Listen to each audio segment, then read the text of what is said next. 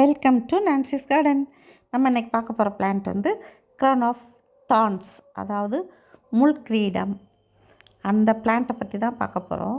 ஏன் இந்த பிளான்ட்டுக்கு இந்த பேர் வந்துச்சுன்னா, இது வந்து ஸ்டெம்பெல்லாம் ஃபுல்லாக பெருசு பெருசாக முள் இருக்கும்.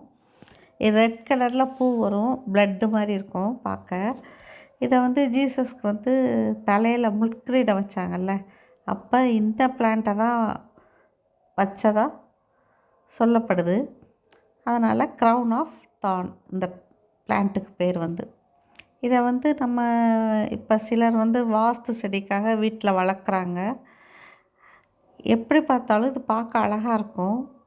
பாருங்கள், ஸ்டெம்ப் ஃபுல்லாக முள் இருக்கும், நீளமாக இருக்கும் ஸ்டெம்ப்பு. அப்படி இதை வச்சு தான் அந்த கிரீடம் செஞ்சதா ஜீசஸ்க்கு சிலுவையில் அறையும் போது தலையில் வச்ச கிரீடம் இதை வச்சு செஞ்சதாக சொல்கிறாங்க. இந்த பிளான்ட்டோட லீஃப் வந்து நல்லா திக்காக இருக்கும். இது ஒரு சக்குலண்ட் வெரைட்டி.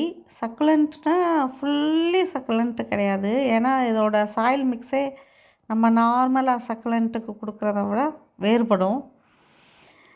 அதனால் பார்ட்லி சக்குலண்ட்டு வேற சொல்லிக்கலாம். இதோட சாயில் மிக்ஸ் பார்த்திங்கன்னா கார்டன் சாயில் ஒரு பங்கும், அதில் பாதி வந்து மணல், ஆற்று மணல்னாலுமே அதில் சின்ன சின்ன கல் இருக்கிற மாதிரி பார்த்துக்கணும். அப்புறம் கொஞ்சம் கறித்தூள், குட்டி குட்டி பீஸ், ஏன்னா அது ஒரு ஃபஞ்சிசைடாக இதில் ஆக்ட் பண்ணும். கொஞ்சம் வெர்மி கம்போஸ் வந்து ஒரு கைப்பிடி அளவு போதும் ஒரு பாட்டுக்கு. ஒரு 12 இன்ச் பாட் எடுத்திங்கன்னா ஒரு கைப்பிடி போதும். அந்த கறித்தூள் வந்து நம்ம கொஞ்சம் கூட போட்டுக்கலாம்.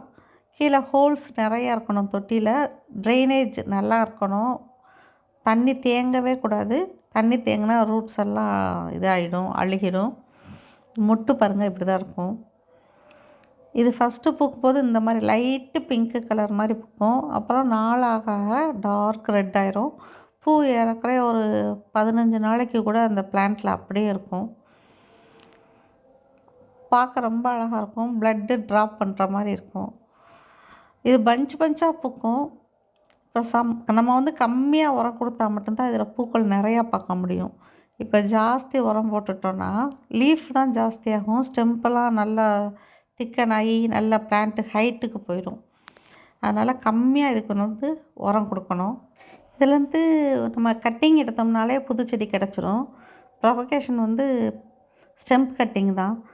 ஒரு ஸ்டெம்பை லைட்டாக கட் பண்ணிவிட்டு கீழே உள்ள அந்த முள் இருக்குல்ல, அதெல்லாம் லேசாக எடுத்து விட்டுட்டு நம்ம நார்மலாக எப்பயும் உள்ள பாட்டிங் மிக்ஸ் தான், அதை ஒரு பாட்டில் வச்சுட்டு ஒரு சின்ன ஹோல் போட்டுட்டு அதில் லைட்டாக வச்சு விட்டுட்டோம்னா தண்ணி வந்து ரொம்ப ஊற்றக்கூடாது. கொஞ்சம் ஷேடட் பிளேஸில், கூலிங் பிளேஸில் வேர் பிடிக்கிறது வரைக்கும் வச்சுட்டு அப்புறம் ஃபுல்லி சன்லைட்டுக்கு கொண்டு போயிடலாம். இதுதான் அதோட ப்ரொபகேஷன். இந்த வீடியோ உங்களுக்கு பிடிச்சிருந்துச்சுன்னா லைக் பண்ணுங்கள், உங்கள் ஃப்ரெண்ட்ஸுக்கு ஷேர் பண்ணுங்கள். நம்ம சேனலை சப்ஸ்கிரைப் பண்ண மறந்துடாதீங்க. தேங்க்யூ.